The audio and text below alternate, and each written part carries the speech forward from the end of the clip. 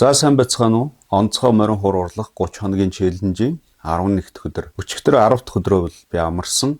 За тэгэд өнөөдөр юу хийх вэ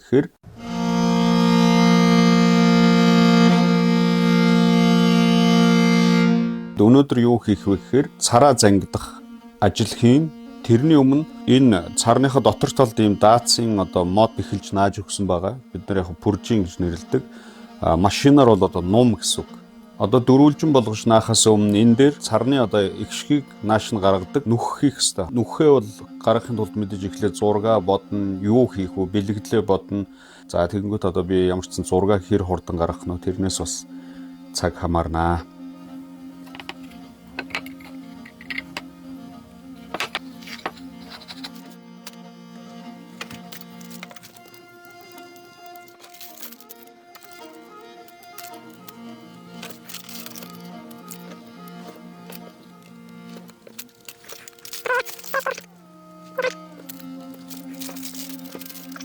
За би ингээ калькн дээр ерөнхий зураг гаргаад дахиад ийм хорон цаас бас ашиглаад зураг буулгаж байна. Энэ бол ерөнхий зураг. Тэгээд модон дээрээ бол бас дахиад гоё засаж зурна.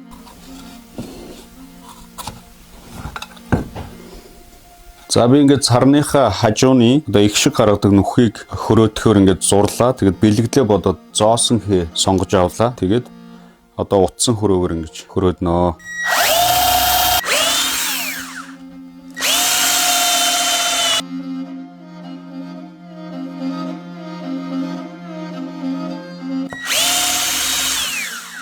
Бас 5 нүдэн гэж хэлдэг. Тэгэхээр бас эд баялагийг бэлэгдээд энэ хээг ингэ сонгож авсан байна.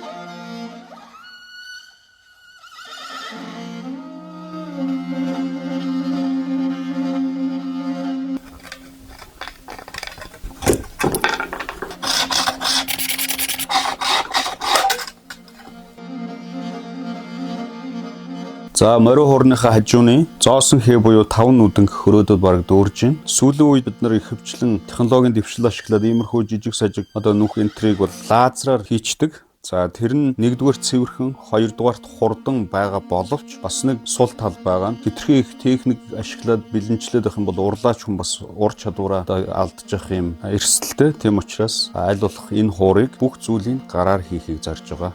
За морин хуурныхаа хажууны зоосон хээ буюу 5 нүднээ хөрөөдөө дууслаа. Гараар хөрөөдсөн учраас яг гоё цэвэрхэн болж чадахгүй. Тийм учраас заавал гар ажиллагаагаар маш нямбаа ингэ цэвэрлэх хэрэгтэй.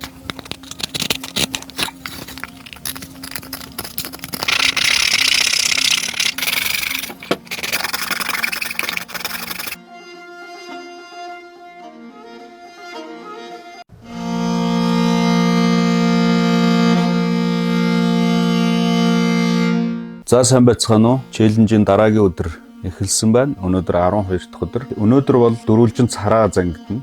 Царныхаа дөрвөн булангийн ивийг нийлүүлнэ. За ерөнхийд нь бас зураг авалтандаа зориулаад дөхүүлсэн байгаа. Тэгээд наана.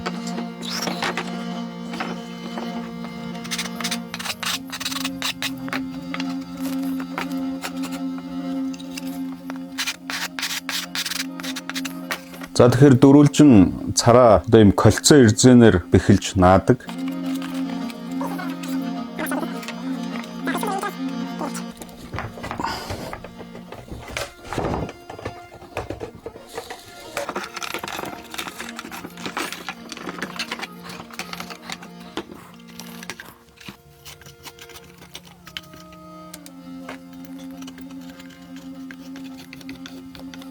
За царныхаа дөрвөн буланд ийм булан мод нааж өгнө.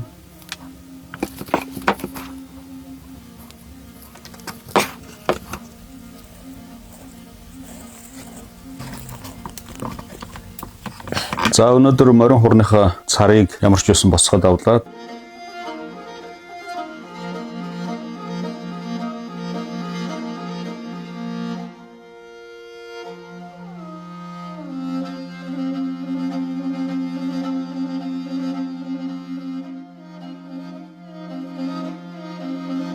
одоо арьс маань маш хүчтэй татж байгаа. Тэр хүчлийг одоо бууруулах зорилгоор энэ одоо цар маань ингээд дотгошоо хонхоочдөг одоо арьс хүчтэй татах юм бол тэрнээс бас хамгаалж байгаа. Одоо ингээд цар маань сайхан хатсны дараа ингээд илүү дутуу цавуу тэгээд зай завсар юу байна бүх зүйлээ шалгаад ширэн цар татахад бэлэн болгоо. Мөн энэ арын одоо энэ булан моднуудаа хөрөөдөж тэгшлээд энэ арталт нь одоо модон ар хийгдэн. За тэрийг наахад маш цэвэрхэн болгоод ингээд цар маань ингээд гүйцэж байгаамаа.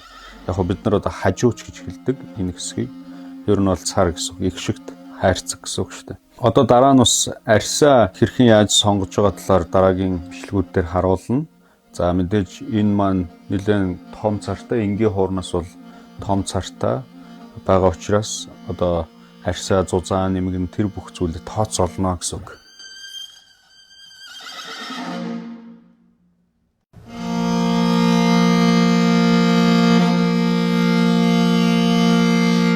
За өдрийн минь манайхан челленжийн маань дараагийн өдөр үргэлжилж байна. За өнөөдөр би морин хуурныхаа ишний доор энэ шилб модыг наана.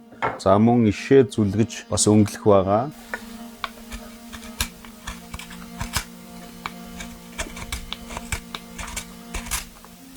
За тэгээд энэ наасан иш толгойныхаа бас жижиг сажиг өөсвийг цэвэрлээд тэгээ сайхан зүлгэнэ. Ер нь бол морин хуурны хамгийн чухал хэсэг бол зүлгүүрний хэсэг гэж байгаа.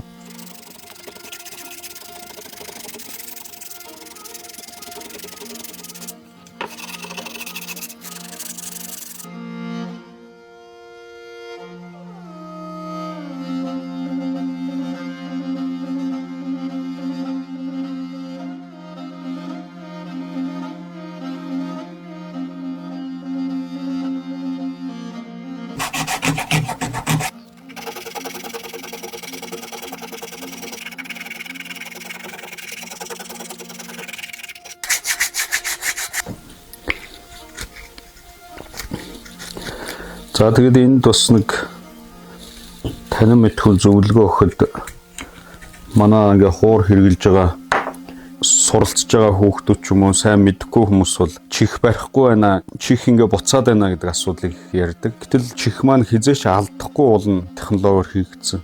Тэр нь яаж ийм вэхээр одоо энэ чих нь энэ хэсэг нь бол конус гэж хэлдэг. Хоошоо бүдүүн урагшаа нарийн.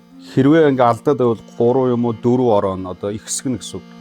Хэрвээ чанга зуураад байвал тэрийгэ багасгаад 1 юм уу 2 болгоно гэдэг ч юм уу. Тэрийгэ өөрөө зохицуулна гэсэн үг. Хэрвээ чихэн бүр ингээ хатуу ирэхгүй байх юм бол ороолтоо багасгана гэдэг ч юм уу. Ийм системтэй байдаг байгаа шүү.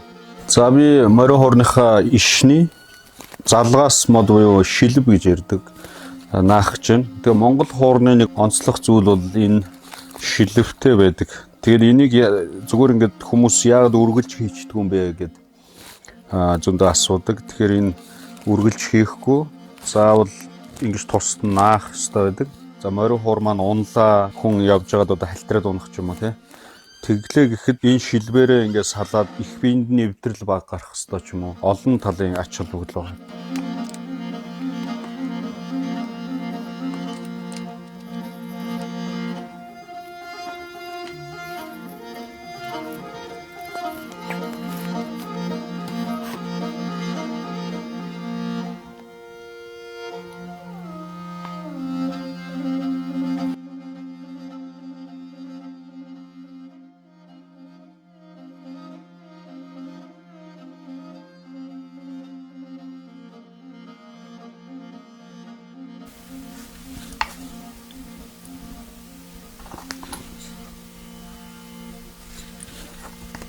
За ингээд иш маань ерөнхийдөө бэлэн боллоо. Одоо нарийн зүлгэж өнгөлөх ажил үлдлээ. Асуулт асууж байгаа байдлыг харах юм бол тэр үнд нэг юм сонирхол төрж байна гэсэн. Тэрний цаана юу харуулах гэдэг нь вэхээр морин хуур хийхэд маш их хөдөлмөр ордог юм байна. Маш их уур ухаан ордог юм байна. Олон уран бүтээлчдийн одоо дундаас ингэж бий болдог юм байна гэдгийг бас харуулж байгаа. Асуулт асуусан хүмүүстээ би чадлахаа хэрээр хариулж байгаа. Үргэлж бас хамт байгаараа лайк, шеэр хийгээрэй. Хуур маань ингээд бүтэн болоод дуурайд тэгээд хэн нэгэн эзэндээ очих хүртэл та бүхэн маань хамт байгаарай гэж би бас хүсэж байна.